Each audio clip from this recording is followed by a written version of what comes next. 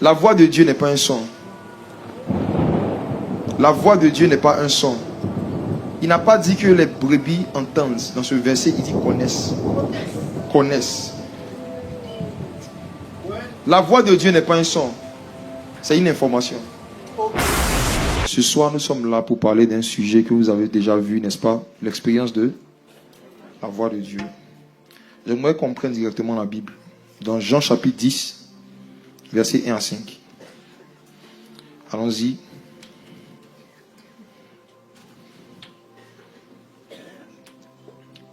Jean chapitre 10, le verset 1 au verset 5.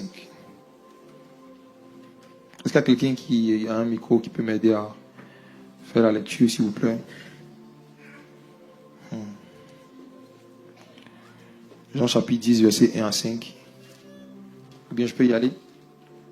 Je peux y aller directement? D'accord. Alors, est-ce que vous pouvez donner le micro au prophète Xavier? Par la grâce du Seigneur, il y a plusieurs de mes fils dans la foi qui m'ont accompagné. Le prophète Xavier, tu peux prendre le micro. On va lire rapidement. Le fait que quelqu'un lise va m'aider à gagner du temps, certaines choses. Jean chapitre 10, verset 1. Okay, amen. En vérité, je vous le dis, celui qui n'entre pas par la porte dans la bergerie, mais qui y monte par ailleurs, est un voleur et un brigand. On va s'arrêter là d'abord. Alors, pourquoi j'ai choisi ce sujet? Lorsqu'on m'a demandé, j'ai demandé sur quel sujet je devais parler, j'ai eu la miséricorde de pouvoir choisir le thème. J'ai dit, je vais parler de l'expérience de la voix de Dieu. Pourquoi ce sujet? La majorité des confusions et des stagnations que beaucoup de chrétiens et même de serviteurs de Dieu vivent sont dues au fait qu'ils ne savent pas reconnaître la voix de Dieu.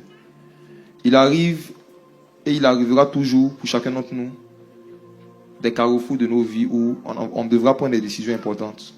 On doit faire des choix. Et on a besoin de savoir quelle est la volonté de Dieu. On a besoin de savoir si on doit aller à gauche ou aller à droite. Et ce qu'on recherche dans ce genre de période de nos vies, c'est quoi? La voix de Dieu. La voix de Dieu. L'ignorance de la voix de Dieu, ou je dirais la non-expérience de la voix de Dieu, est à la cause de l'idolâtrie vis-à-vis des prophètes dans la francophonie. Les gens courent derrière les prophètes, cherchent les prophètes, ils sont prêts même parfois à se dépouiller pour avoir des rendez-vous de 15 minutes à 1000 € avec certains prophètes. Pourquoi? Parce qu'ils n'entendent pas la voix de Dieu. Et lorsqu'ils voient quelqu'un qui a l'air d'entendre Dieu plus clairement, plus distinctement, plus clairement qu'eux, il y a un désir qui naît dans leur cœur d'avoir un rendez-vous privé avec la personne. Et dans 9 cas sur 10, ce désir est motivé par une idolâtrie. Une idolâtrie. Le sujet de la voix de Dieu est tellement fondamental, il est tellement important que j'aimerais vraiment vous demander de prêter toute votre attention à ce qui sera en train d'être dit, à ce qu'on va lire. Dans le premier verset que nous avons lu, il y a un détail assez effrayant. Le Seigneur Jésus dit, « Celui qui n'entre pas par la porte dans la bergerie, mais qui y monte par ailleurs, est un voleur et un brigand. » Donc il y a une bergerie et il y a une porte. La bergerie symbolise quoi? Ça symbolise l'église, n'est-ce pas? Le royaume de Dieu. Jésus dit que celui qui n'entre pas par la porte dans l'église, mais qui monte par ailleurs, est un voleur. Cela veut dire que Jésus n'est pas la seule entrée de l'église. Jésus n'est pas la seule personne par qui on peut passer pour devenir membre d'une église. C'est possible de passer par ailleurs. Dis à ton voisin, par ailleurs. Jésus a dit clairement dans ce verset que dans la bergerie qu'il gère, dans sa bergerie, il y a plusieurs entrées. Il y a l'entrée principale qui est le Christ, mais il y a d'autres entrées. Demande à ton voisin, tu es passé où?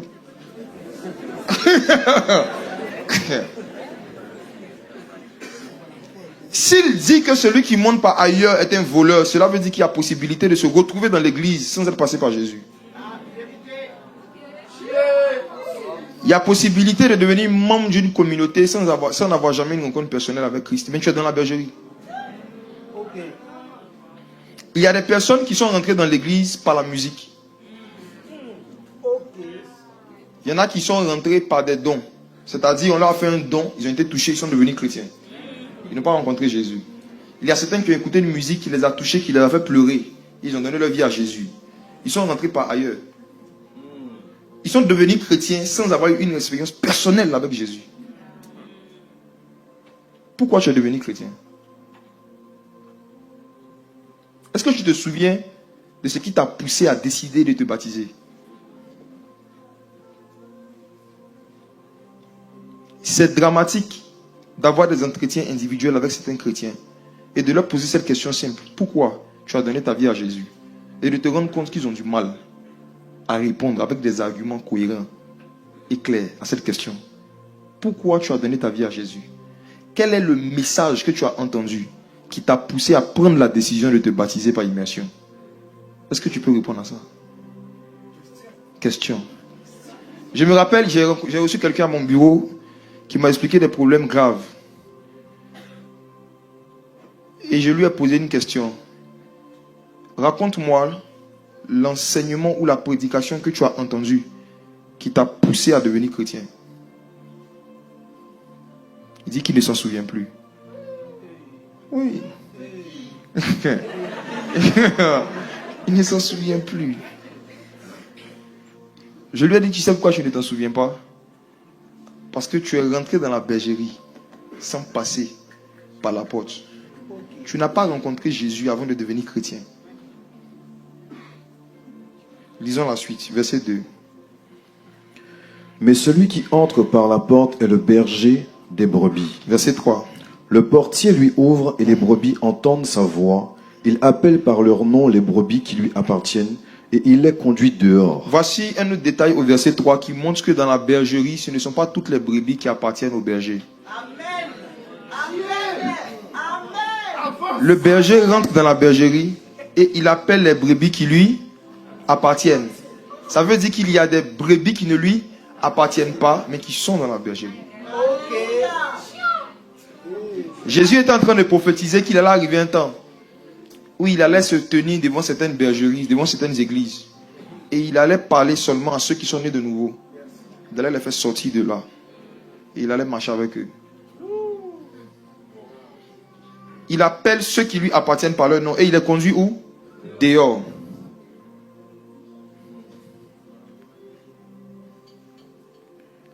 C'est possible d'appartenir à une église sans appartenir à Jésus.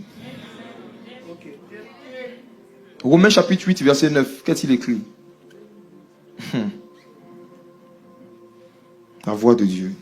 Romains 8, verset 9. Pour vous, vous ne vivez pas selon la chair, mais selon l'esprit. Oui. Si du moins l'esprit de Dieu habite en vous. Oui. Si quelqu'un n'a pas l'esprit de Christ, il ne lui appartient pas.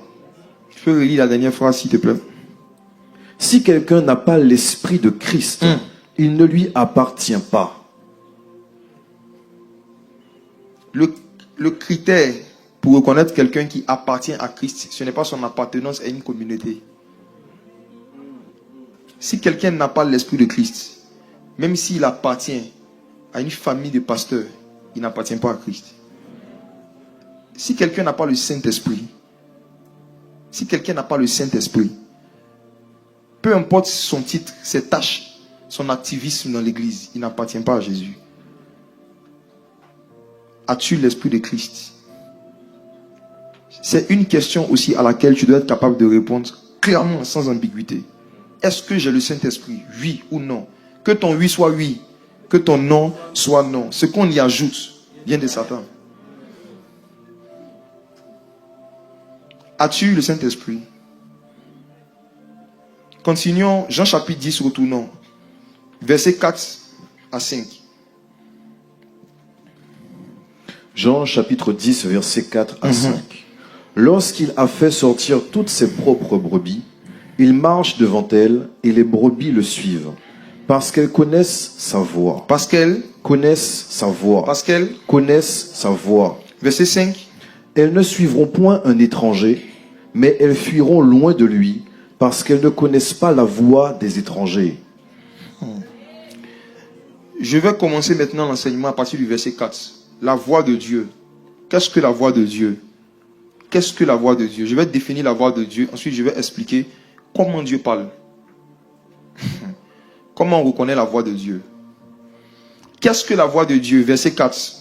La Bible dit, lorsqu'il a fait sortir toutes ses propres brebis, ça veut dire que la première chose à faire avant de faire l'expérience de la voix de Dieu, c'est de sortir.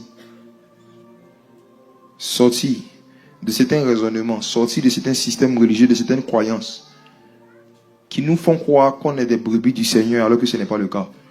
Il faut sortir de ça. Ce qui prouve que tu es chrétien, ce n'est pas ce que tu fais à l'église, c'est ce que tu fais lorsque personne ne te voit. Ok? Ce qui prouve que tu as le Saint-Esprit, ce n'est pas ce que tu fais en public, c'est ce que tu fais en secret. Voici pourquoi c'est toi seul qui peux savoir si tu appartiens à Jésus ou pas. Nous pouvons nous tromper. Mais toi, tu ne peux pas te tromper. Les brebis sortent d'abord. Sortir, c'est un message d'appel à la repentance. Sortir des choses qui ne glorifient pas le Seigneur. Sortir de ce qu'on fait en secret, de nous-mêmes on a honte. C'est par là que l'expérience de la voix de Dieu commence. Sortir. Une fois que les brebis sont sorties, il dit, il marche devant elles, verset 4, et les brebis le suivent, parce qu'elles connaissent sa voix. Elles connaissent sa voix. Je vais partager deux vérités profondes sur la voix de Dieu. Deux vérités profondes. La première, c'est que la voix de Dieu n'est pas un son, c'est une connaissance. La voix de Dieu n'est pas un son. La voix de Dieu n'est pas un son. Il n'a pas dit que les brebis entendent. Dans ce verset, il dit connaissent. Connaissent. La voix de Dieu n'est pas un son. C'est une information.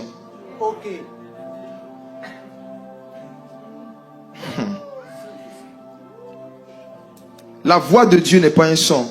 J'aurais aimé qu'on me dise ça il y a 14 ans. Ça m'aurait évité des jeûnes inutiles. J'aurais aimé entendre cette information il y a 14 ans, il y a 13 ans en arrière. Je n'aurais pas eu certaines attentes vis-à-vis de Dieu. Parce que comme vous, pendant des années, je priais Dieu et je jeûnais dans l'intention que Dieu me parle d'une voix audible. Et lorsque je n'entendais pas un son, j'étais frustré. J'ai dit, Dieu ne me parle pas. Je ne savais pas que sa voix ne doit pas chercher à être entendue, mais d'abord être connue. Mes brebis connaissent. La voix de Dieu, c'est une information, c'est une connaissance. On va mieux comprendre ça quand on va continuer à lire. Deuxième vérité qu'on peut tirer de cette histoire, c'est que il est possible d'entendre Dieu clairement sans le connaître et en étant loin de sa présence. Même si vous arrivez un jour à un stade où vous arrivez à entendre Dieu audiblement, comme vous m'entendez, ce n'est toujours pas une preuve que vous êtes en communion avec lui. Il est possible d'entendre Dieu audiblement sans le connaître. C'est le cas de Satan. Satan entend Dieu, mais il n'a pas de relation avec lui. Quand Dieu parle, le diable entend, mais il ne peut pas obéir.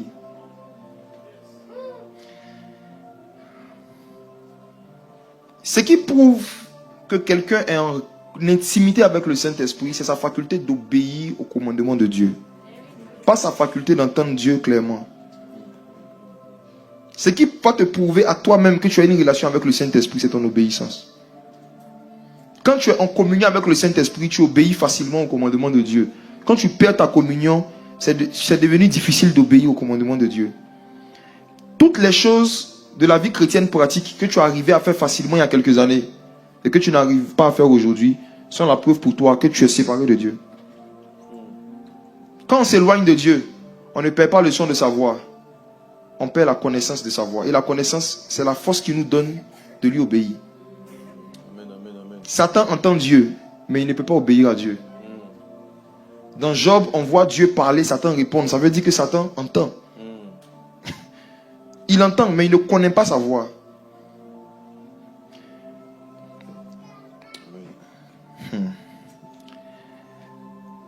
J'aimerais vraiment insister sur ce point. Pourquoi? Parce que vous allez rencontrer, et vous avez sûrement, vous allez rencontrer dans le chemin de la vie chrétienne des hommes de Dieu, des frères et des sœurs qui prophétisent avec beaucoup de précision, qui peuvent vous donner des informations en vous disant que c'est Dieu qui leur parle, au point de vous foutre des complexes d'infériorité, mais qui n'ont plus d'intimité avec le Saint-Esprit. Vous allez rencontrer des personnes qui entendent Dieu clairement, mais qui ne sont plus en communion avec lui. Et si vous ne savez pas comment on reconnaît quelqu'un qui est en communion avec Dieu, que vous vous basez exclusivement sur sa faculté à entendre Dieu, un jour, vous allez prendre Satan pour un prophète.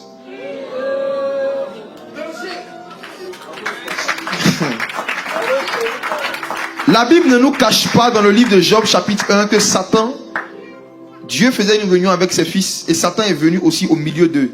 Et Dieu a parlé à Satan et Satan a répondu. Donc Satan entend Dieu clairement. Il entend Dieu audiblement. Satan ne s'est jamais posé la question comment on fait pour entendre la voix de Dieu. Les questions que tu te poses là. Satan ne s'est jamais posé cette question. Posez-vous une question. Quand Lucifer est devenu Satan, il a été chassé du ciel, qu'est-ce qu'il a perdu? Ce n'est pas la faculté d'entendre Dieu qu'il a perdu. Qu'est-ce que les démons ont perdu quand ils sont rébellés contre le Créateur? Ils n'ont pas perdu le son de sa voix, ils ont perdu sa connaissance. De façon plus pratique, c'est quoi encore la différence entre les deux? La connaissance de Dieu, c'est son caractère, sa nature. Quand Dieu te donne sa connaissance, il te donne la faculté d'être saint comme lui. Il te donne la faculté de manifester l'amour comme lui. Il te donne la capacité d'être en paix comme lui. Il te donne la capacité d'être en joie comme lui. Ça, c'est la connaissance de Dieu. Dieu, avant de chasser Satan, lui a retiré sa connaissance et lui a laissé le son de sa voix. Il n'a pas retiré à Satan la faculté de l'entendre, mais il lui a retiré la faculté de se comporter comme lui, de lui ressembler. Le plus grand cadeau que Dieu puisse faire à une créature, ce n'est pas le don de prophétie, mais c'est son image et sa ressemblance. Créons l'homme à notre image, selon notre ressemblance. Genèse chapitre 1, versets 26 à 27. En d'autres termes, créons l'homme en lui donnant ce qu'on a arraché aux démons. L'image et la ressemblance. Les démons sont puissants, mais ils ne peuvent pas ressembler à Jésus. Ils peuvent dire des choses vraies, mais ils ne peuvent pas manifester l'amour. Ils ne peuvent pas manifester la paix. Ceux qui ont eu des expériences paranormales, quand des esprits ont essayé de se faire passer pour des anges en leur apparaissant, les enfants de Dieu, l'une des choses qu'ils vous diront, c'est que malgré qu'ils voyaient parfois une lumière brillante, ils n'étaient pas en paix. Les démons peuvent dégager tout sauf la paix. Ils ne peuvent pas manifester de l'amour. Ils sont spirituels, mais ils sont méchants. C'est pourquoi on les appelle les esprits méchants. Donc si toi aussi tu es spirituel, mais que tu n'as pas l'amour, tu es un esprit méchant.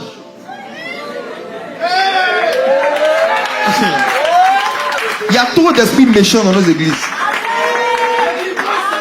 Des gens qui savent être spirituels, mais qui ne savent pas aimer. Qui savent prier, qui savent chanter, mais qui ne savent pas pardonner. La connaissance de Dieu est ce que vous devez rechercher le plus. Et comment vous allez savoir que vous connaissez un aspect de Dieu? C'est lorsque vous êtes capable de le manifester. Dans le monde spirituel, ce que tu connais, ce n'est pas ce que tu dis. Ce que tu connais, c'est ce que tu fais. Ce que tu connais, c'est ce que tu fais. Si tu es incapable de pardonner, c'est que tu ne connais pas le pardon. Tu es incapable d'être en paix au milieu des problèmes, tu ne connais pas la paix de Dieu. Tu es incapable d'être joyeux dans la souffrance, tu ne connais pas le fruit de l'esprit. Les démons peuvent entendre des voix audibles de Dieu, mais ils ne peuvent pas manifester son image, son caractère et sa ressemblance. Voici pourquoi arrêtez de chercher des sons audibles. Cherchez l'image de Dieu et son caractère. Examinez-vous chaque fois. Lorsqu'on vous frustre, comment vous réagissez? Lorsque vous traversez des moments difficiles, comment vous vous comportez? Est-ce que vous arrivez à garder l'image et la ressemblance de Dieu dans l'adversité, dans la frustration, dans l'humiliation? Si ce n'est pas le cas, vous avez besoin d'avoir une expérience avec sa voix. Lorsque la voix de Dieu est entendue par notre esprit, on peut ne pas entendre un son, mais on reçoit des informations qui changent notre caractère en fait. La voix de Dieu n'est pas une son, j'insiste, c'est une information qui vient te donner la capacité d'être comme Christ dans ton caractère. Et ça, en général, la majorité des gens ne le voient pas. le ministère public, s'arrêter devant les gens, chanter, prêcher, prophétiser, ce n'est que 10%, c'est la dîme de l'œuvre de Dieu. Oui, c'est la dîme. S'arrêter devant les gens, chanter, prêcher, faire le service dans l'église, c'est 10% de l'œuvre de Dieu. 10% de l'œuvre de Dieu. 10% de l'œuvre de Dieu. Tout le reste, ça se fait dans un endroit qu'on appelle la maison. Je m'étais toujours posé une question. Quand vous lisez 1 Timothée le chapitre 5, l'apôtre Paul dit à Timothée que si quelqu'un aspire à la charge d'ancien, donc de prédicateur, de dirigeant dans l'église, il faut qu'on regarde sa propre maison. Il faut qu'il soit marié d'une femme qui sache tenir ses enfants dans la soumission. En d'autres termes, si on veut savoir que quelqu'un est apte à nous diriger dans la maison de Dieu, il faut qu'on aille regarder ce qui se passe dans sa propre maison. En d'autres termes, celui qui veut être ancien est obligé d'ouvrir les portes de sa maison à ceux qui doivent l'établir. Oui. Décider de devenir ancien, c'est accepter d'exposer une partie de sa vie privée devant l'église. Parce qu'il faut qu'on voit si ce que tu veux nous dire de pratiquer toi-même. C'est la raison pour laquelle, c'est l'une des raisons pour lesquelles dans l'église primitive, il n'y avait pas de femmes anciennes. Oui. Ce n'est pas que Dieu était contre la femme, mais il y a un niveau d'exposition de la vie privée que Dieu ne voulait pas que les femmes vivent. Parce que si quelqu'un veut être ancien, il faut qu'on sache comment il tient sa propre maison. Et Paul est sévère dessus. L'apôtre Paul dit que si quelqu'un ne sait pas gérer sa propre maison, comment il va gérer la maison de Dieu? C'est ça. Il est en train de nous dire que l'œuvre de Dieu, ça commence à la maison.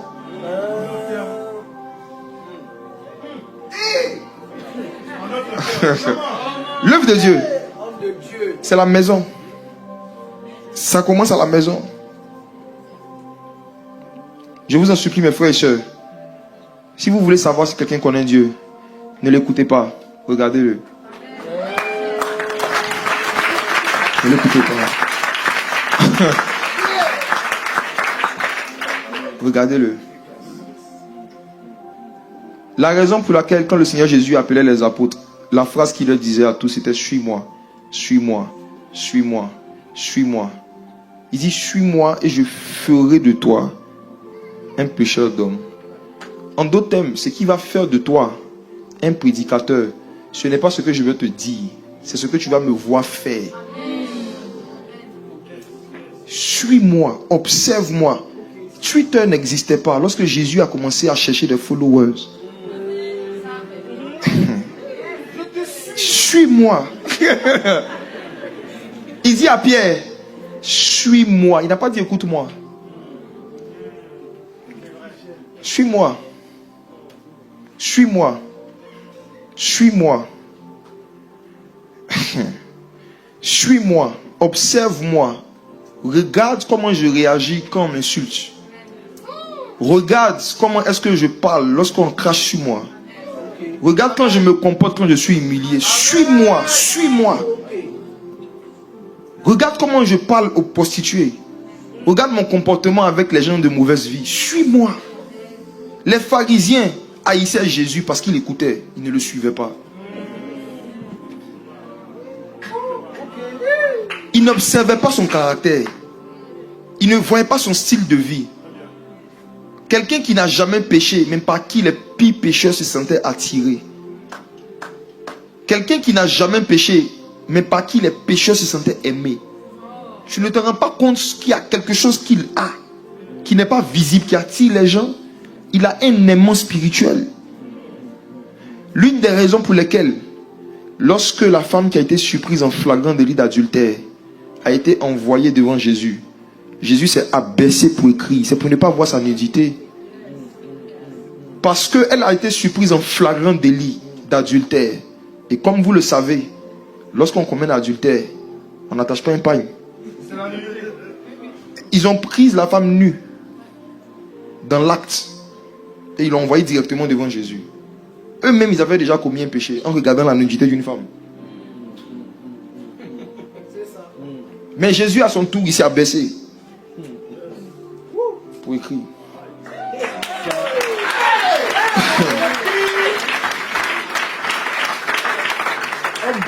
Je suis convaincu que quand il s'est abaissé, ses disciples qui se sont rappelés de ce qui s'est passé au temps de Noé. Lorsque Noé était nu, il y a 2 personnes qui ont pris un habit et qui ont couvert Noé avant qu'on le regarde en face. Je suis convaincu que la femme a été couverte avant que Jésus la regarde. Et il dit, où sont ceux qui te condamnaient?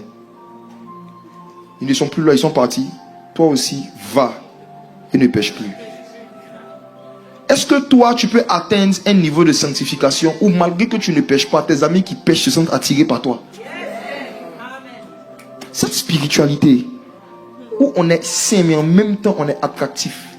On est rigoureux mais en même temps on inspire la compassion. La compassion. La compassion. La compassion. Ce qui va prouver que tu as entendu la voix de Dieu, ce n'est pas le niveau, le volume de la voix audible qui t'a parlé dans ta chambre. C'est l'influence que ce que tu as entendu a eu sur ton caractère.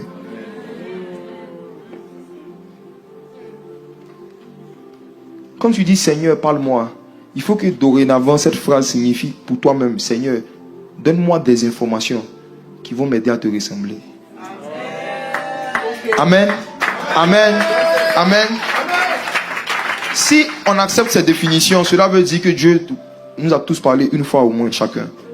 Quand tu lis ta Bible et qu'il y a une information par laquelle tu te sens concerné, qui te pousse à changer ta façon de faire, c'est la voix de Dieu. Quand tu écoutes une prédication et qu'il y a une information qui te pousse à te remettre en cause et à corriger ton attitude, c'est la voix de Dieu. Quand tu marches dans la rue et que tu vois une scène et à travers cette scène tu tires une leçon de sagesse, c'est Dieu qui est en train de te parler. Je le dis pour que vous arrêtez d'être focalisé sur des voix audibles. Même dans la communication humaine, il y a le langage verbal et il y a le langage non verbal. Les muets communiquent, mais il n'y a pas de son. Pourtant, ils ont une voix. Ils transmettent des informations et des messages avec des signes. Et Dieu aussi nous parle comme ça souvent. On n'entend pas forcément une voix, mais parfois à travers certains signes, certaines circonstances, certaines prédications, un cantique, une phrase, une conversation, tu sens qu'il y a une information qui te concerne et que tu dois réajuster ton caractère. C'est la voix de Dieu. C'est la voix de Dieu. Amen. Maintenant, je vais parler de la première manifestation de la voix de Dieu dans la Bible après la chute de l'homme. Genèse chapitre 3, verset 8. Prenons nos Bibles. Genèse chapitre 3. On connaît l'histoire. Quand Adam était célibataire, il était saint. Quand il s'est marié, il a eu des problèmes. Une femme est venue lui donner quelque chose qu'il a mangé.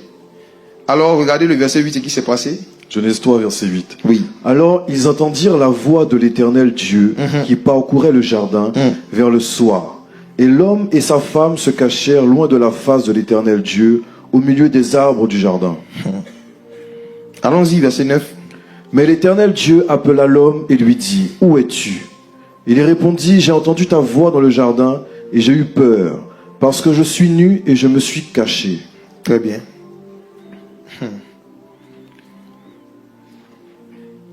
Au verset 8, la Bible dit que ils, au pluriel, donc Adam et Ève, entendirent la voix de l'Éternel qui parcourait le jardin vers le soir. Mes frères et sœurs, il y a un système qu'on appelle les notes vocales qui nous permet aujourd'hui, en tant que des humains, de nous détacher de notre voix. Quelqu'un est en France, je suis en Côte d'Ivoire, je lui parle et il entend ma voix dans sa chambre alors que je suis absent.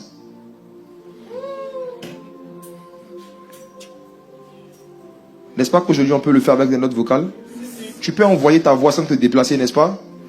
Notre génération est mieux placée pour comprendre ce qui s'est passé dans Genèse chapitre 3, le verset 8. En fait, Dieu n'était pas là. C'était sa voix qui parcourait le jardin. Lisez bien. Il a fait une note vocale. Relis ça.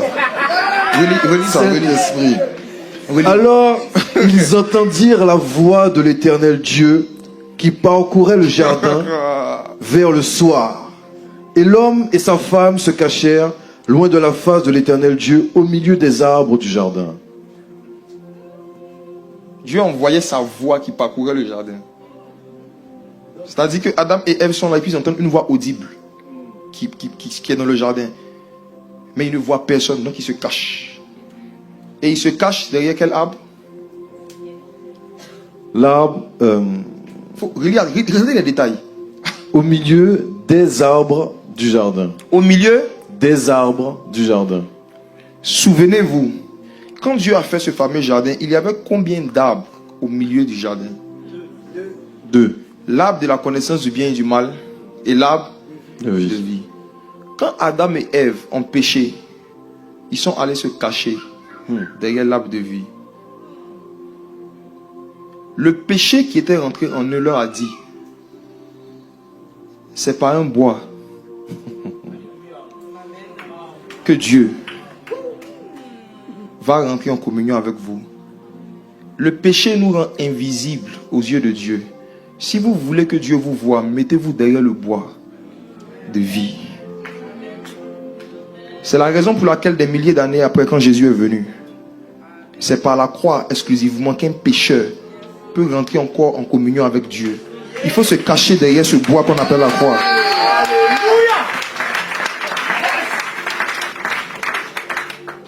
Et lorsqu'ils se sont cachés derrière ce bois, Dieu dit, Adam, où es-tu? Et vous allez voir que Dieu lui a posé une question de géographie. Où es-tu? Mais sa réponse était une réponse physiologique. Il dit, je suis nu. Le péché fait qu'on ne comprend plus ce que Dieu dit.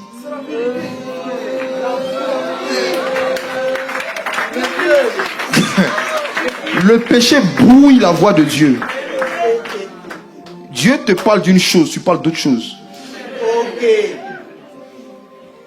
Il dit, où es-tu? Il dit, je suis nu. Dieu n'a pas dit, comment es-tu habillé? Il dit, où es-tu? Le péché nous pousse à faire des hors-sujets prophétiques. Des hors-sujets spirituels. Dieu te dit, pardonne à ta mère. Tu dis, Seigneur, je veux le don de prophétie. Oh! Hors-sujet prophétique. Dieu te dit, réconcilie-toi avec ta soeur. Tu dis, Seigneur, j'ai besoin d'un boulot. Oh!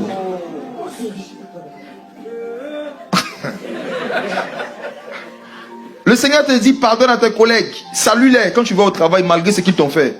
Mais quand toi, tu viens à l'église, tu pries pour avoir un enfant. Hors-sujet prophétique. Dieu dit, où es-tu? Où es-tu? Où es-tu? Pour prendre une illustration, c'est comme deux amis qui avaient l'habitude de faire des appels vidéo. Ils se voyaient.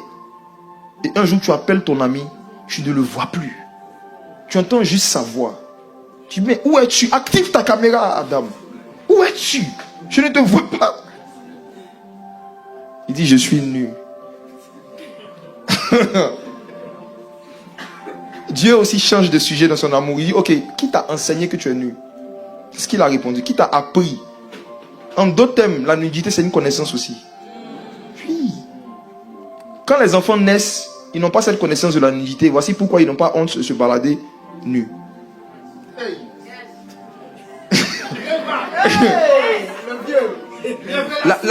Même la nudité, c'est une connaissance. Dieu dit, mais qui t'a enseigné sur la nudité? Depuis que nous organisons des séminaires à Eden, je n'ai jamais prêché sur la nudité. Qui t'a appris que tu es nu? Donc ça veut dire qu'il y avait une autre voie, un autre enseignement qui était rentré en Eden. La voix du serpent. Quand Dieu voit certains pasteurs en train de dire aux gens que pour les saluer, il faut s'abaisser, Dieu a envie de leur demander, qui t'a appris? Cette façon de faire vient de quelle Bible? Quand tu t'éloignes de Dieu, tu commences à faire des choses que Dieu ne t'a pas appris, mais qui viennent de Satan. La voix de Dieu, en général, elle effraie ceux qui ne se sont pas encore repentis. Ceux qui ne se sont pas repentis se cachent quand Dieu commence à parler. Oui. Parce que Dieu ne fera jamais de hors-sujet. De la même manière qu'une mère de famille ne peut pas voir des excréments sur son bébé et lui donner des jouets. Dieu ne peut pas voir qu'il y a dans notre caractère, dans nos vies, des choses qui ne le glorifient pas et nous parler de notre ministère. S'il le fait, c'est qu'il veut nous juger, nous punir. Mais un père qui aime, lorsqu'il voit la saleté sur son bébé, il cherche à enlever sa couche, la laver, et après on lui donne les jouets. La voix de Dieu, l'expérience de la voix de Dieu, comment tu sais que Dieu est en train de te parler? C'est lorsque tu es en train de découvrir et de constater des choses qui sont en toi, qui ne glorifient pas Dieu, que Dieu ne t'a pas appris, qui fait de toi quelqu'un qui est nu dans le monde spirituel. Dans Apocalypse, l'apôtre Jean dit qu'il a vu l'église qui s'est parée comme une épouse pour son maître. Elle était revêtue de fin lin. Et ce fin lin, ce sont les œuvres justes des saints. En d'autres termes, les œuvres sont des habits dans le monde spirituel. Les œuvres sont des habits. Lorsque tu ne pratiques pas les œuvres que Jésus a enseignées, tu es nu. Et Jésus ne peut pas voir ta nudité et puis commencer à te parler des voitures et des maisons. Il ne fait pas de hors-sujet. C'est nous qui faisons des hors-sujets avec Dieu. La première question qu'il a posée à Adam, c'était « Où es-tu » Parce que Adam était toujours dans sa présence, mais il n'était pas à son poste. C'est encore une autre réalité. Il est possible de rester dans la présence de Dieu en rétrogradant. On peut rétrograder sans sortir de la présence de Dieu. On peut rétrograder sans sortir de l'église. On peut être toujours à l'église, mais ne plus être à son poste. On peut venir, mais ne plus avoir à cœur de servir Dieu. Dans le ministère, moi j'ai déjà vécu cela plusieurs fois. Où tu es là, mais tu n'as plus envie de prêcher. Tu es présent, mais tu n'as plus envie de faire ce que tu faisais à cause de certaines situations que tu vis. Et Dieu te demande où es-tu. En fait, tu es là, mais pas à ta place. Juste parce que Adam s'est déplacé, Dieu ne le voyait plus. Vous savez savoir, vous qui aimez dire, les chrétiens africains qui aiment dire au prophète, localise-moi, Seigneur, localise-moi. Écoutez, l'esprit de prophétie ne localise que ceux qui sont à leur poste.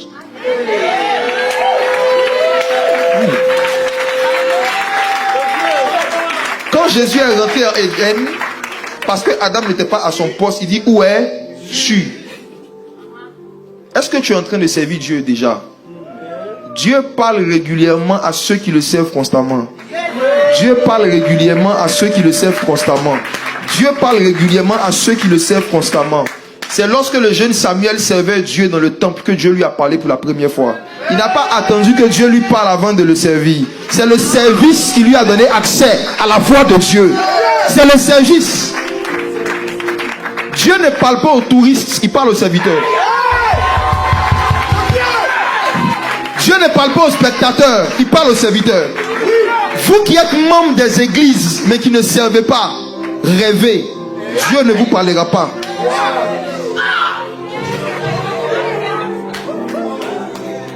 Dieu ne parle pas aux spectateurs de cinéma. Il parle aux serviteurs. Tu sais qui? Demande à ton nom, tu sais qui? Demande à ton nom. Tu sais qui?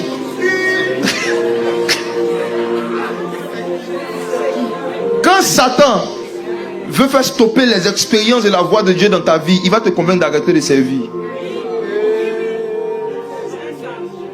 Élie, le prophète, ne servait plus Dieu. Il n'entendait plus sa voix. Il n'avait plus de vision. 1 Samuel chapitre 3. Le jeune Samuel servait Dieu et il dormait à côté de l'arche. Dieu a commencé à lui parler. Moïse, lorsqu'il était un prince vagabond en Égypte, Dieu ne lui a jamais parlé. C'est parce que Moïse était oisif qu'il avait le temps de voir ceux qui se battaient. Il se promenait en Égypte et il voit qu'il y a un soldat qui est en train de frapper un hébreu. C'est parce qu'il ne faisait rien, il n'était pas occupé. Le lendemain encore, 2 de ses frères se battent. C'est encore lui qui voit. C'est parce qu'il n'était pas occupé. Il était un prince. Vous connaissez les princes?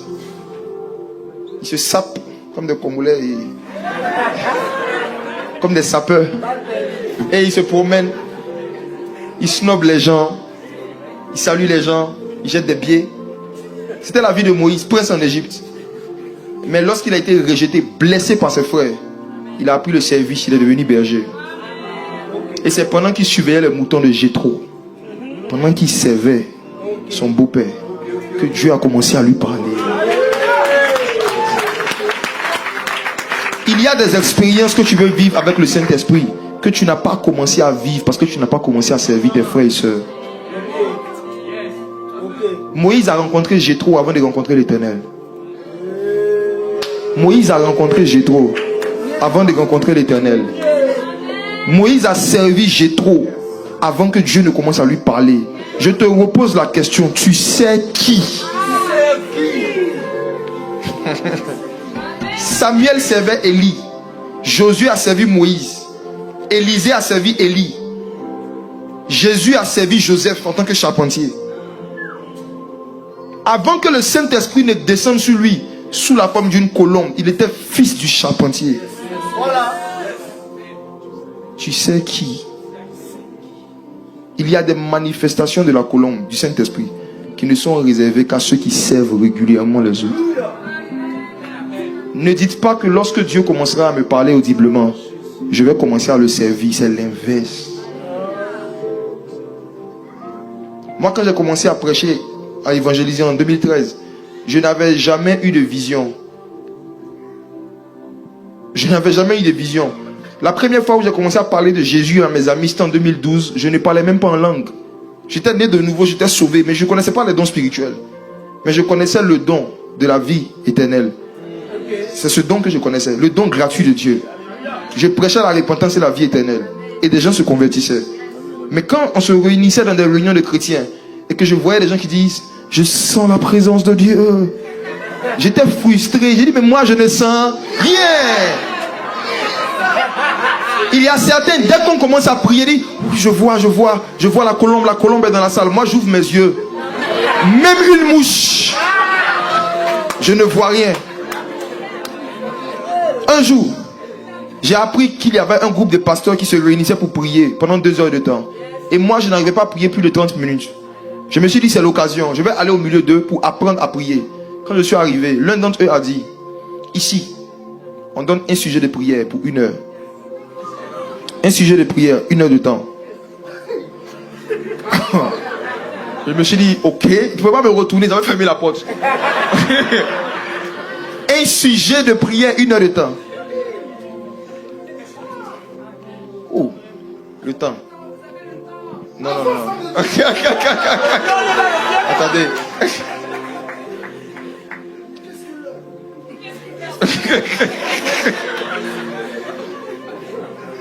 L'un d'entre eux a donné un sujet de prière et ils ont commencé à prier. Moi, je ne parlais pas en langue. Au bout de 10 minutes, je n'avais plus rien à dire. En toute humilité. Donc j'ai entonné un cantique. Je voulais chanter pour faire passer le temps. On m'a stoppé net. L'un d'entre eux a dit, ce n'est pas une réunion de cantique, de chant. Réunion de prière. On ne chante pas ici. Prie. Et eux, ils priaient en langue. J'ai été frustré. Je suis sorti de là et j'ai dit, je ne reviens plus jamais. Je ne suis plus revenu. Mais j'ai commencé à aspirer au don du parler en langue. Je me suis rendu compte que je ne pouvais pas devenir l'homme de prière que je voulais devenir. Passer le temps dans la prière que je voulais passer sans ce don. Donc j'ai commencé à aspirer à ce don pour mon édification. Par nécessité. Chaque frustration que vous vivez est un appel de Dieu à désirer des choses spirituelles que vous n'avez pas. Chaque frustration est un appel. Chaque frustration est un... Je termine avec ceci. Dans l'intimité avec le Saint-Esprit, il y a 3 manifestations principales de la voix de Dieu. La première, ce sont les songes et les visions. Je vais donner les références rapidement à cause du temps. Vous pourrez méditer là-dessus. Job chapitre 33, versets 14 à 15. Les songes et les visions. Dieu nous parle par les songes et par les visions. Qu'est-ce qu'une vision? Une vision, c'est une information que Dieu nous donne sans passer par notre intelligence, par le cerveau. C'est une information qui vient à ton cœur, mais qui n'est pas le fruit du raisonnement, qui ne vient pas du cerveau. C'est une information. Mes frères et sœurs, une vision est une information. Une vision est une information. Il y a 3 types de visions qui sont fréquentes dans la vie de ceux qui ont le Saint-Esprit. Premier, les visions sans image. Genèse chapitre 15 verset 1, allons-y. Les visions sans image. Genèse chapitre 15 verset 1, rapidement. Genèse 15, 1. Après ces événements, la parole de l'Éternel fut adressée à Abraham, dans une vision et il dit, Abraham, ne crains point, je suis ton bouclier et ta récompense sera très grande. La parole de l'Éternel fut adressée à Abraham. Dans une vision. C'est la parole de Dieu qui lui a été adressée dans une vision, ce n'est pas une image. Donc Abraham n'a pas vu quelque chose, mais il a entendu des informations. C'est une vision. Chaque fois qu'il y a une parole de Dieu qui vient dans ton cœur, dans ton esprit et qui est vraie, tu as une vision. Simple. Chaque fois que tu lis ta Bible et que en lisant tu commences à comprendre des choses que personne ne t'a expliqué, tu as une vision. C'est une vision. Chaque fois que la parole de Dieu t'est révélée, en fait chaque révélation de la parole est une vision. La preuve, quand quelqu'un est en train d'expliquer un verset que tu connais, mais d'une façon que tu ne connaissais pas, tu dis je n'ai jamais vu ça comme ça. Pourquoi tu dis je n'ai jamais vu? Parce que la parole est une vision. Une autre manifestation des visions sans image, il y en a plusieurs, je gagne du temps, je cours. Il y a les visions par les intuitions. Les intuitions, quand tu dis je sens que. Ézéchiel chapitre 37, verset 5 à 8. Les intuitions prophétiques. Dieu parle par des intuitions, de fortes intuitions, de fortes impressions. Ézéchiel 37, 5 à 8. Oui. Ainsi parle le Seigneur l'Éternel à ses eaux. Voici, je vais faire entrer en vous un esprit et vous vivrez. Oui. Je vous donnerai des nerfs, je ferai croître sur vous de la chair et je vous couvrirai de peau. Je mettrai en vous un esprit et vous vivrez. C'est bon. On connaît cette histoire de Ézéchiel qui a prophétisé sur les ossements desséchés. J'attire votre attention sur un détail. Je vous donnerai des nerfs. Je vous donnerai quoi? Des nerfs. Dieu parle de la restauration de son peuple. Et il dit que l'une des choses que le peuple perd quand le peuple s'éloigne de lui, ce sont les nerfs. Les nerfs, c'est la faculté de sentir. Demande à ton voisin, est-ce que tu as des nerfs? Est-ce que tu as des nerfs? Est-ce que tu as encore des nerfs? Ce n'est pas normal de venir à l'église et de ne rien sentir. Ce n'est pas normal. Ce n'est pas normal de lire sa Bible et de ne rien sentir. Ce n'est pas normal. Si je prends ma main et que je touche une marmite chaude, si je ne sens rien, c'est que j'ai un problème de nerfs. Je ne peux pas toucher la Bible, la parole de Dieu qui est un feu, et ne rien sentir. Tu as besoin des nerfs. Et ce soir, le Seigneur me dit de vous dire, il vous donnera des nerfs. Amen. Il vous donnera des nerfs. Amen. Le fait de ne pas sentir la présence de Dieu en griffe, le fait de ne jamais rien ressentir quand on lit la Bible, quand on parle de la mort de Jésus, ton cœur ne sent rien. On parle de l'enlèvement, tu ne sens rien. On parle de la repentance, tu ne sens rien. Tu as un problème de nerfs. Mais le Seigneur va restaurer les nerfs. Amen. Dernier type de vision, après la faculté de sentir les choses, ce sont les visions par les yeux du cœur. Éphésiens 1, verset 16 à 18. Les yeux du cœur. Éphésiens 1, 16 à 18. Oui. Je ne cesse de rendre grâce pour vous, faisant mention de vous dans mes prières, afin que le Dieu de notre Seigneur Jésus-Christ, le Père de gloire, vous donne un esprit de sagesse et de révélation dans sa connaissance, et qu'il illumine les yeux de votre cœur, pour que vous sachiez quelle est l'espérance qui s'attache à son appel, Amen. quelle est la richesse de... On va s'arrêter sur l'expression illumine les yeux de votre cœur. Le corps physique, sur le corps physique, c'est seulement la tête qui a des yeux. Mais sur le corps spirituel, chaque organe a des yeux. Même le cœur.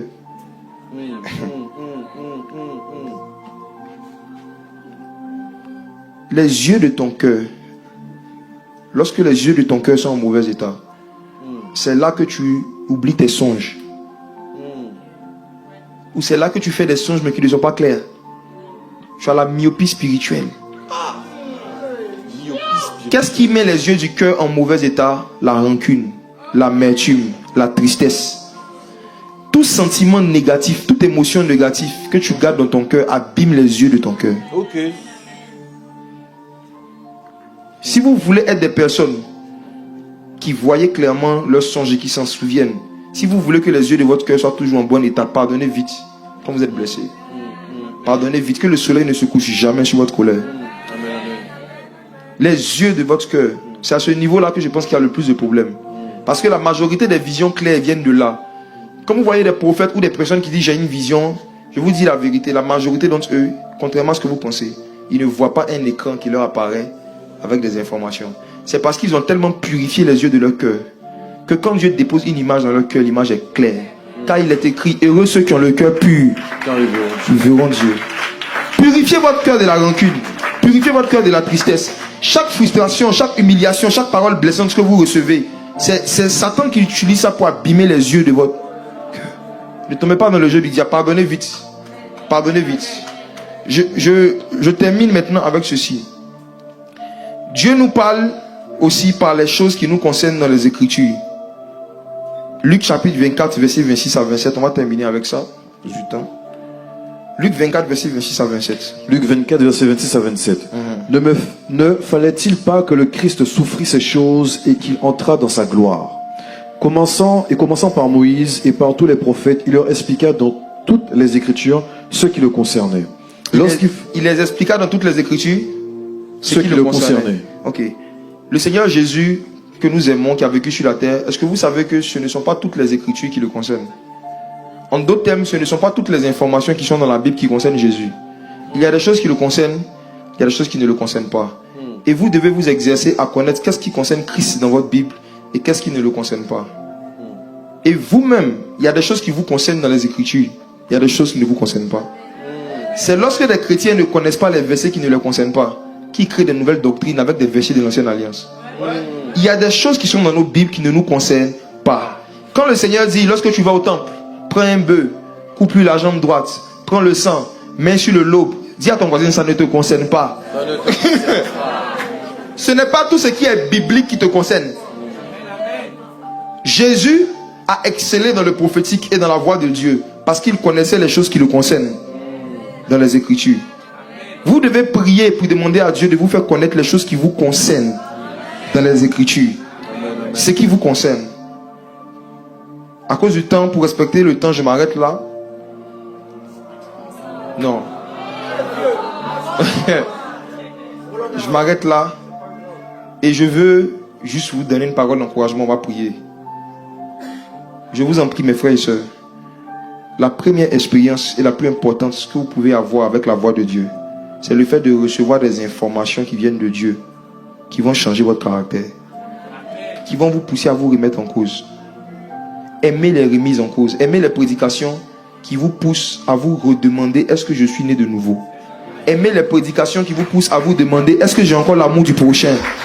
Aimez les messages qui sont des miroirs spirituels, qui vont vous aider à vous demander est-ce que mon cœur est aussi pur que ce que je pense. Quel est l'état des yeux de mon cœur? Si Dieu voit que vous avez un intérêt, un appétit pour ce genre de message, il va vous faire rentrer maintenant dans les expériences de la voix audible, dans les expériences des visions claires. Amen. Amen. Que Dieu vous bénisse. Que Dieu vous bénisse. On va prier. On va prier. On va prier. Adam, où es-tu? Est-ce que tu es encore à ton poste? Est-ce que tu es encore en train de servir Dieu comme avant? Est-ce que tu es encore aujourd'hui dans la vie de jeûne que tu avais il y a quelques mois? Adam, où es-tu? Est-ce que tu es encore dans cette vie de méditation systématique de la parole? Où es-tu? Où es-tu? La place que Dieu t'avait donnée dans la prière, la place que Dieu t'avait donnée dans le jeûne, la place que Dieu t'avait donnée dans la méditation de la parole, où es-tu aujourd'hui? Où es-tu? Est-ce que tu es toujours à ton poste? Est-ce que tu es en train de chercher Dieu comme auparavant, comme au début? Où es-tu? Souviens-toi d'où tu es tombé et pratique tes premières œuvres. Souviens-toi ce que tu as arrêté de faire et pratique tes premières œuvres. Dieu veut te parler, mais il faut d'abord que tu sois à ton poste. Habakkuk a dit qu'après avoir dit sa complainte, il se tient à son poste pour voir ce que Dieu dirait. Il se tient à son poste pour voir la réponse de l'Éternel. Prie pour que Dieu te ramène à ton poste. Si tu as perdu ta vie de prière, si tu as perdu ta vie de méditation, tu as perdu ta vie de consécration, dis Seigneur, je veux revenir à toi ce soir. Je vais être à mon poste afin d'avoir des expériences avec ta voix. Prie le Seigneur, prie le Seigneur.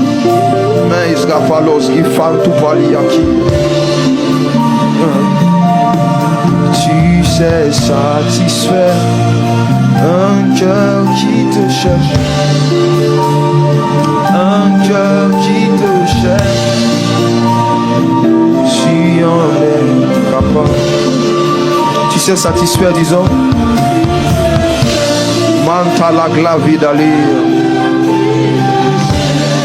Seigneur, nous voulons te connaître.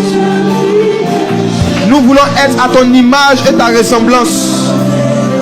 Donne-nous des informations qui vont nous transformer à ton image, ta ressemblance.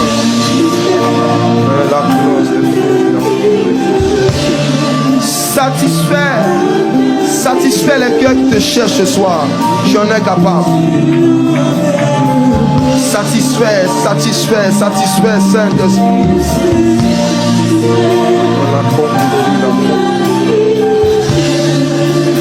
Yes. Merci Père. Amen.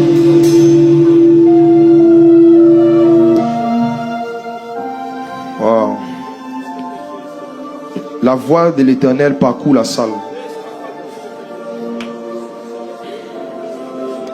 Nous n'allons pas nous cacher comme Adam. Nous nous approchons avec assurance du trône de la grâce. À cause du sang de l'agneau. Ne te cache plus de Dieu. Wow.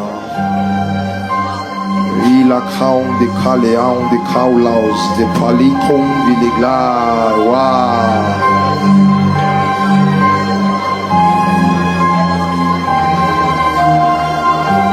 Toi qui avais perdu la faculté de voir des songes et de t'en rappeler, ce soir Dieu te restaure. À partir de cette nuit, les expériences prophétiques recommencent. Pendant que je suis en train de parler, je vois 7 personnes dans la salle. Sur qui l'onction du Saint-Esprit est en train de se poser. Le Seigneur restaure les songes, les visions. Il restaure les nerfs. Il dit, je vous donnerai des nerfs. Toi qui as perdu ta sensibilité prophétique. Toi qui as perdu ta sensibilité prophétique. Regarde ce qui est en train de t'arriver. La gloire de Dieu est en train de venir sur toi. Et il dit, je te redonne des nerfs. Je te redonne des nerfs. La plus imai la pandovilia. Scapia candolobla la convelia. Scumpi di glai la pros qui palia. Scapia canda la close. Aidez les gens là-bas. Je vois la puissance de Dieu qui est sur ces jeunes filles au fond. Aidez-la, aidez-la, aidez-la, aidez-la, aidez-la. Scapia ganduli plain du padia. Sumpi di glai. Oh, Dieu est en train de restaurer des nerfs. Il est en train de restaurer la sensibilité spirituelle de plusieurs. C'est le temps de faire des expériences avec sa foi de plus en plus profonde, de plus en plus concrète.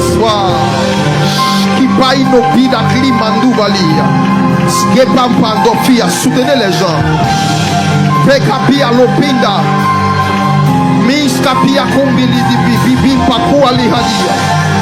Hey. Pendant que je parlais du fait que sans le don du parler en langue, il y a des expériences dans la prière plus longues et plus profondes que tu ne peux pas faire. Tu as dit en ton cœur, ah Seigneur, c'est ce que je vis. Regarde ce qui va t'arriver. Dans 10 secondes, des langues que tu n'as pas préméditées, aidez les gens. Des langues que tu n'as pas inventées vont commencer à sortir de tes entrailles. Tu seras changé en une autre femme. Tu seras changé en un autre homme. Tu parleras de nouvelles langues. 10, 9, 8, 7. Soutenez les gens là-bas. 6, 5, 4, 3, 2, 1. Maintenant, le mouvement des langues commence. Tu vas prier cette nuit comme tu n'as jamais prié. Il y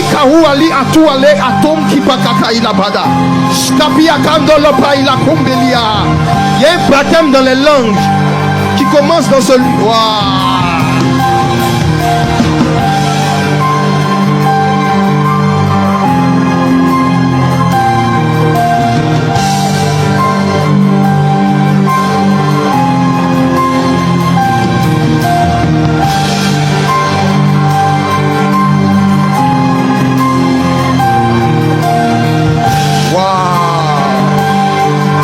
Écoutez ceci.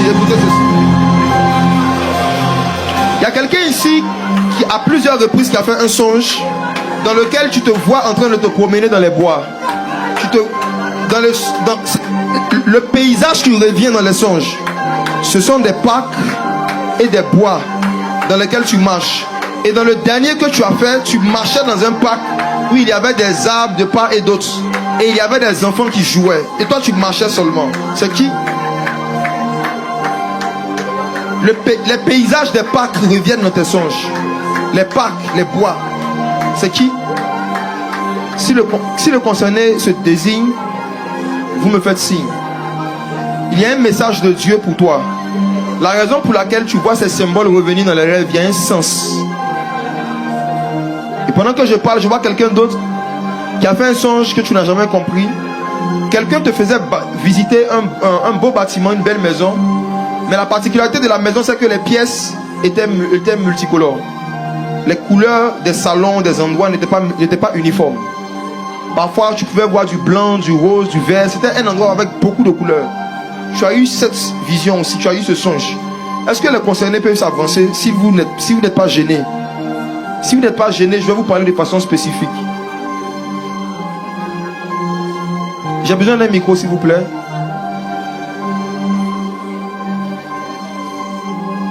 Bonsoir ma soeur, ça va? Bonsoir. Pourquoi tu t'es avancé? Parce que j'ai eu la vision sur le bâtiment qu'on me faisait visiter. Ok, vous avez eu la vision sur les bâtiments, comme je le décris, Oui, oui. avec les couleurs multicolores. Oui. Voici ce que dit le Saint-Esprit. Est-ce que vous vous rappelez de l'histoire de Joseph, à qui son père avait donné un habit multicolore? Oui, je me rappelle. Ok? Oui. La Bible dit, si vous lisez le récit de la vie de Joseph, c'est après avoir reçu cet habit multicolore que Joseph a commencé à faire des songes sur son avenir. Ce n'était pas un habit ordinaire que son père lui donnait, c'était un manteau pour le faire naviguer dans différentes formes de l'onction prophétique. Amen. Chaque couleur représentait une manifestation de l'esprit. Amen. Et la raison pour laquelle le Seigneur t'a fait visiter cela, c'est la vie spirituelle, le type d'intimité qu'il veut que tu aies avec lui, qui t'a monté en forme de maison. Amen. Et les différentes couleurs que tu voyais, c'est les différents domaines de l'esprit, les différents dons de l'esprit dans lesquels Dieu veut que tu opères. Amen. La parole de sagesse, Amen. la parole de connaissance Amen. et le don d'interprétation des langues. Amen. Amen. Dans l'une des pièces où tu t'es attardé, il y avait 3 couleurs principales. Le blanc, le bleu et le rose. Exactement. Le blanc, le bleu et le rose. Amen. Qu'en est-il? Tu te rappelles de la pièce qu'on t'a montré où il y avait blanc, bleu et rose? Oui, oui. Tu te rappelles de ça? Oui, oui. Waouh. Oui. Jésus.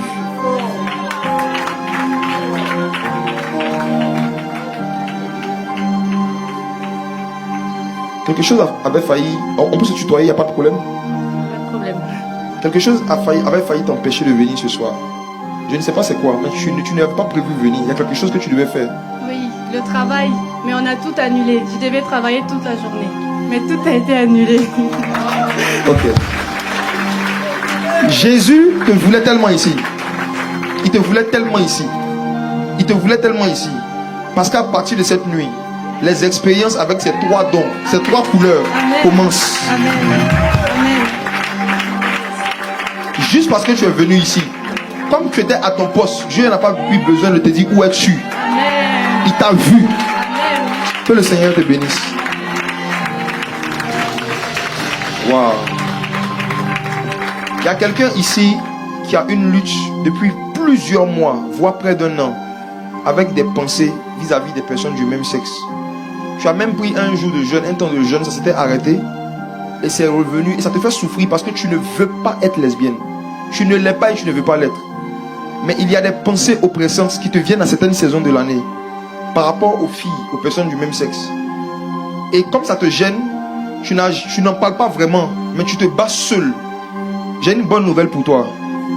Jésus veut combattre pour toi. Viens. Ne sois pas gêné, viens. Ça sera la fin de cette lutte ce soir, viens. Ma soeur, viens s'il te plaît. Toi qui es concerné par cette parole, viens s'il te plaît.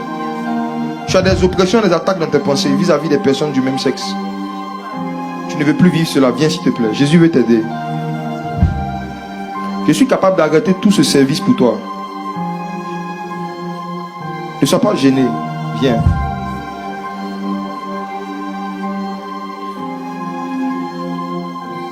Je sais qui c'est. Mais je veux laisser les gens être responsables par rapport à leur propre vie.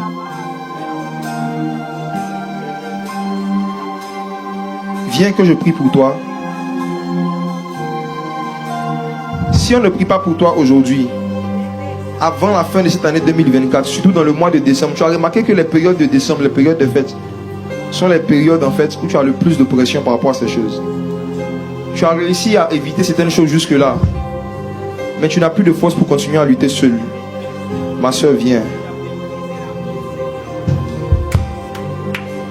Viens. Viens.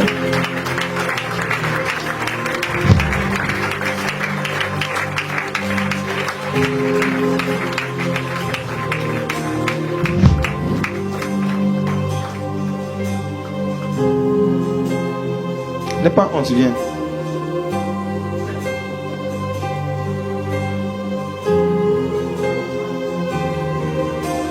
Si tu ne viens pas, je vais envoyer l'onction te chercher.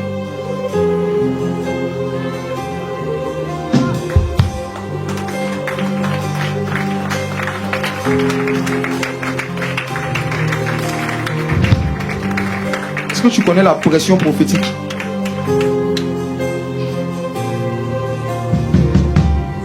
À partir de maintenant, tu perds la paix.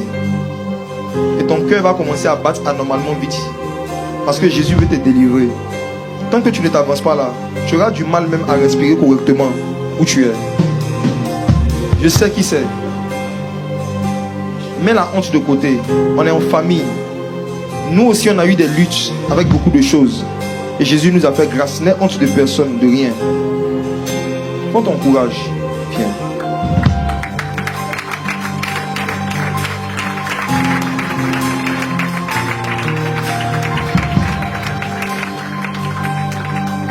Est-ce qu'il y a des personnes, en attendant que notre amie arrive? Elle est là? Oh, on peut acclamer Jésus pour elle. La pression prophétique.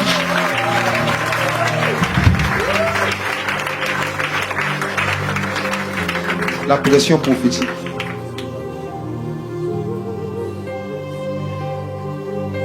Ah. Jésus t'aime tellement. Laisse-la. C'est Jésus qui va la prendre maintenant. Scapalando flake esprit venu de l'enfer. Vous qui avez été mandaté pour la ramener dans le monde et dans les travers. Je vous donne 10 secondes pour libérer cette jeune fille. 10, 9, 8, 7, 6. Démon d'homosexualité,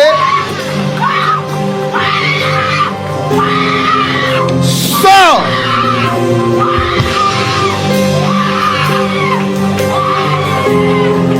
Est-ce que Jésus est dans la salle? Wow.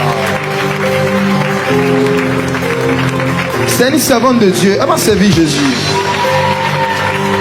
Elle va servir Jésus. Elle va servir Jésus. Et elle sera une grande bénédiction pour les églises, la compassion. Les églises, pas seulement ici. Il y a un fort don de prophétie que l'Esprit de Dieu va mettre en elle et activer en elle après cette soirée. Et elle sera une grande bénédiction pour son entourage. Waouh. Jésus. Jésus. Jésus. Jésus. Il y a 21 personnes dans la salle. Vous êtes appelés à exercer dans la délivrance. Vous êtes appelés à exercer une certaine autorité prophétique. Que l'onction qui est ici vienne sur vous. Aidez les gens. Pendant que vous me regardez, que la même puissance qui est ici aille sur vous. Que le Jésus que vous êtes venu chercher ce soir vous roigne. Waouh!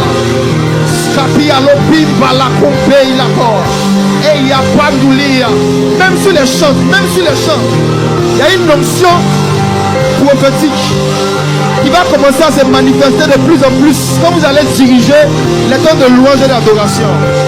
Plus rien ne sera ordinaire dans cette église.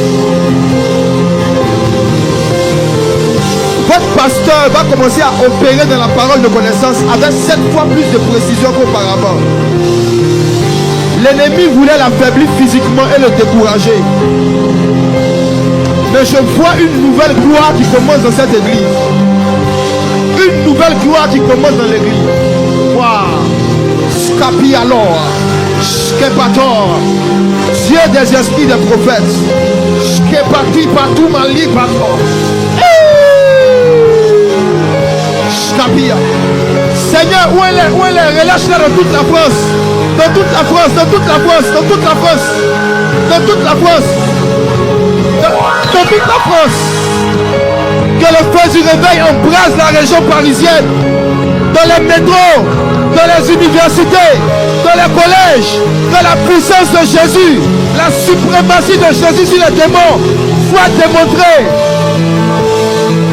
Merci Saint-Esprit.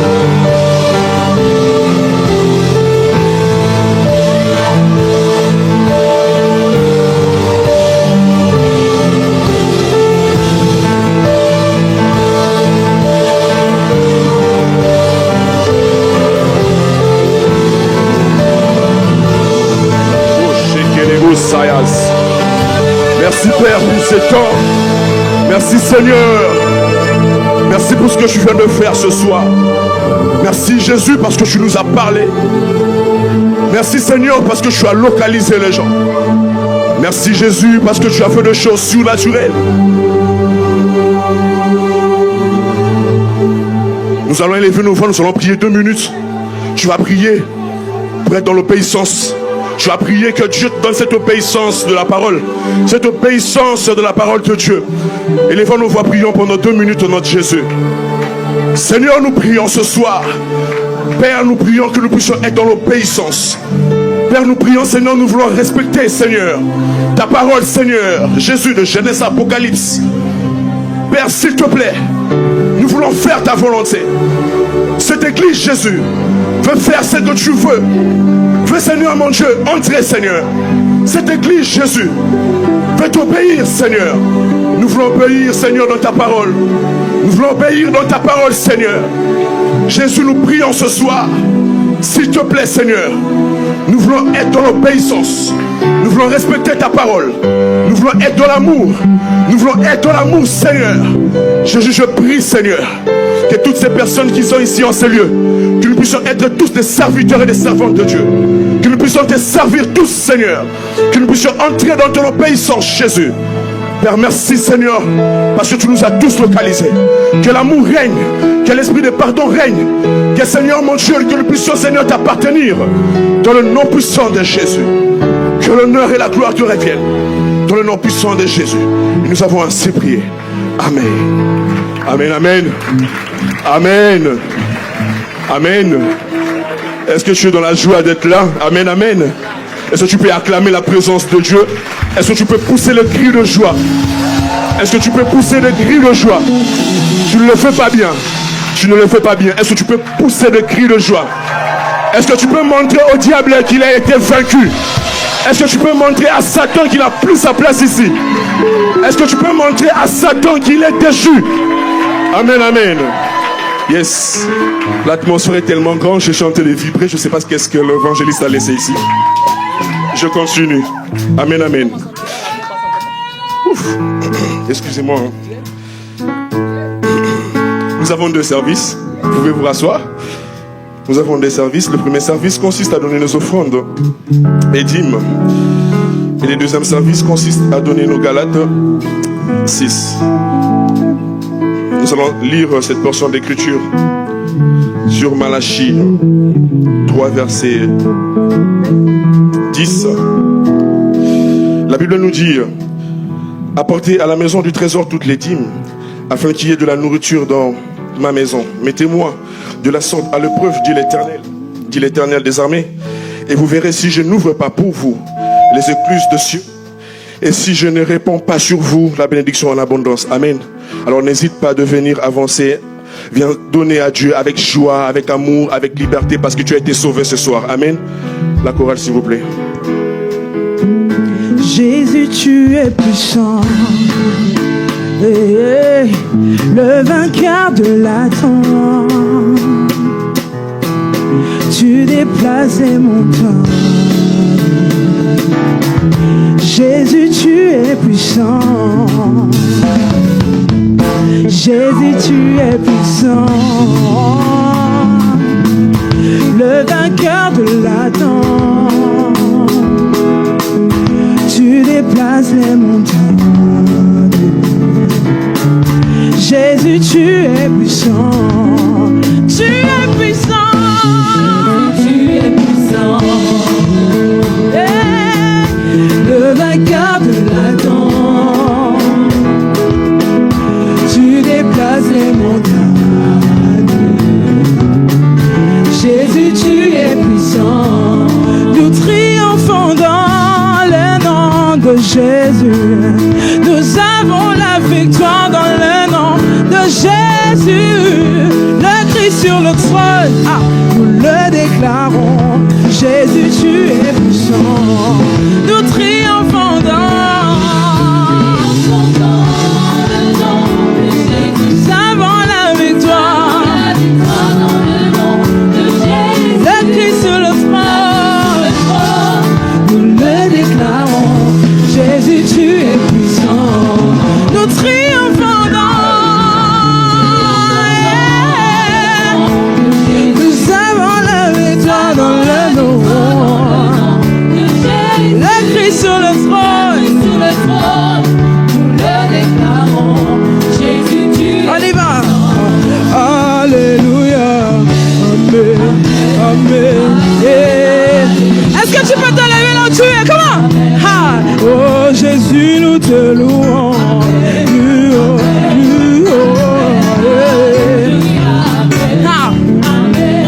Oh Jésus, nous t'acclamons.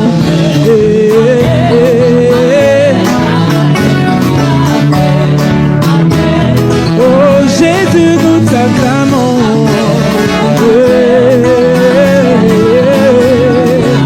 On va le dire ensemble. Tu es le papa le plus. Amen, amen, alléluia. Amen. Tu es le papa le plus.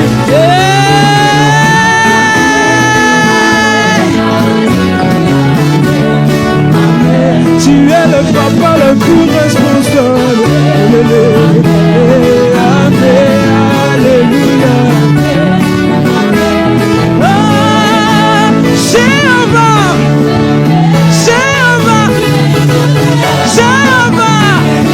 Est-ce que tu peux pousser des cris? Comment? Jéhovah! Jéhovah! Jéhovah! Jéhovah! Jéhovah! Dosez. Amen, amen. C'est pas encore fini, c'est pas fini. Nous passons au deuxième service. Le deuxième service consiste à donner le Galates 6. Je vais lire cette portion d'écriture. La Bible dit que c'est lui à qui l'on enseigne la parole fasse part de tous ses biens à celui qui l'enseigne. Amen. Si tu as été touché par rapport à ce que Dieu nous a parlé ce soir, n'hésite pas de s'aimer pour que Dieu visite encore plus ta vie. Amen. Je laisse la parole à la chorale. Jéhovah! Jéhovah! Jéhovah!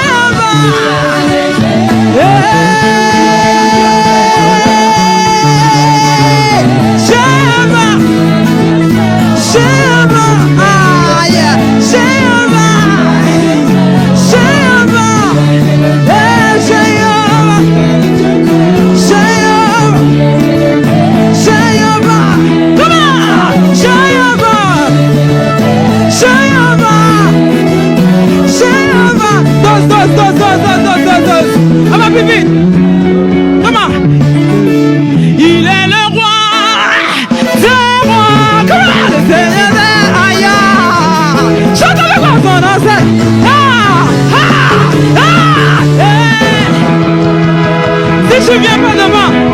Si je viens pas devant, on arrête. Non. Si ne danse pas, on arrête. Si je vous vois pas danser, on arrête. Il est le roi. Fais comme ça. Le Seigneur des aïe. Comment? Hey. Fais comme ça. Il est le roi, le bien roi. Il est le roi. Il est le roi. Le Seigneur des Jésus.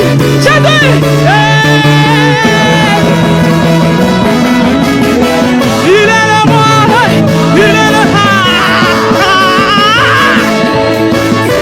son nom c'est Jésus.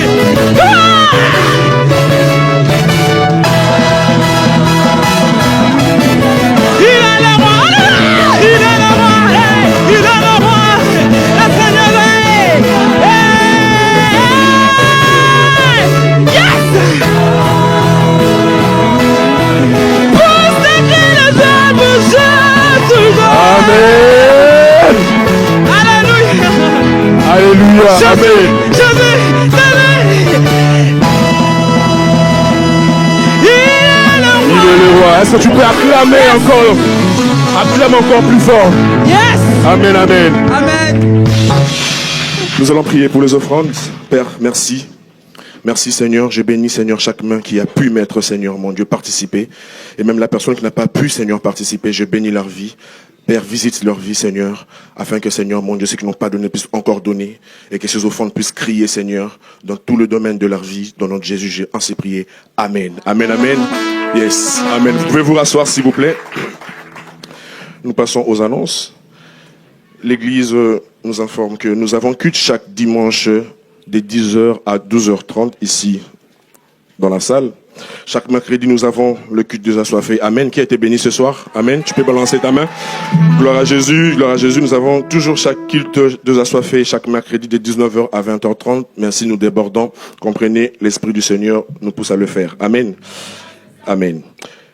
Il y a des livres disponibles juste devant l'entrée à la bibliothèque, dont celui du pasteur. Si vous pouvez y aller faire un tour dessus. Et il y a beaucoup de livres aussi pour y acheter. Il y a plusieurs orateurs qui ont pu laisser leurs livres ici. Allez, jeter un coup d'œil, ça va vous faire du bien. Amen. L'Église nous informe qu'il y a le certificat des anciens baptêmes, donc c'est disponible au secrétariat. Donc ceux qui sont baptisés déjà peuvent aller récupérer leur certificat. Elle est juste à l'accueil devant l'entrée. Amen. L'Église nous informe qu'il y a baptême. Est-ce que tu peux applaudir? Amen. Yes. L'Église nous informe qu'il y a baptême de nouveaux baptisés. Ça va être le mercredi, et non, les samedis, pardon. Et mercredi, ça c'est l'onction. Ça va être les samedis 12 septembre. Ça va être à Deberkamp. Pourquoi je suis non. Septembre. Là, on me dit septembre. Je sais pas, mais je crois que c'est en octobre. Ok. Je pense que c'est l'erreur, on va rectifier. Je pense que si vous êtes dans le groupe des ouvriers, on va vous faire un message dessus. Donc ça va être sur Oberkamp, donc c'est sur une piscine. Amen, amen. Alors nous voulons accueillir les nouveaux venus. Donc sens-toi à l'aise. Si c'est ta première fois d'être là, sens-toi à l'aise de t'éterniser debout. Amen, amen. Est-ce que nous pouvons applaudir pour eux? Est-ce que nous pouvons chanter pour eux? Soyez les biens. Soyez les biens. À la convention. Soyez les bienvenus. À la convention. Soyez bienvenus. Amen, amen, amen. Alors, n'hésitez pas, nous vous saluons. Ici, c'est l'église de la compassion. Si vous avez une église d'attache, écoutez, saluez-la de notre part. Mais si vous n'avez pas une église d'attache, faites de cette église la vôtre. Alors, vous êtes vraiment la bienvenue. N'hésitez pas, si vous pouvez vous lever, s'il vous plaît. Il y a des protocoles à gauche, à droite, s'il vous plaît. Vous allez juste vous rendre derrière pour une brève entretien, s'il vous plaît. Le nouveau venu, vous pouvez vous lever, s'il vous plaît. Merci. Est-ce qu'on peut encore les applaudir encore, s'il vous plaît?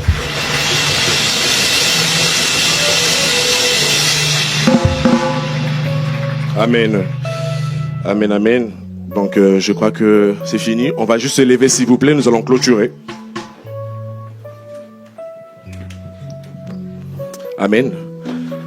Seigneur, nous te disons merci pour ce culte. Merci, Seigneur, parce que tu nous as parlé. Merci, Seigneur, parce que tu nous as localisés.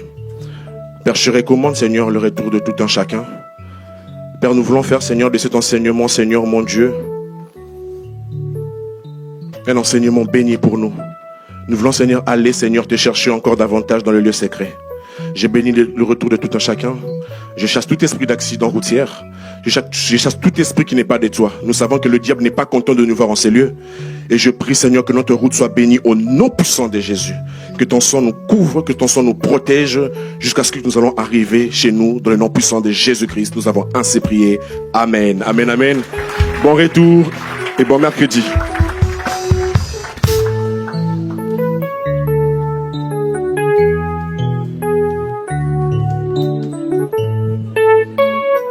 Thank you.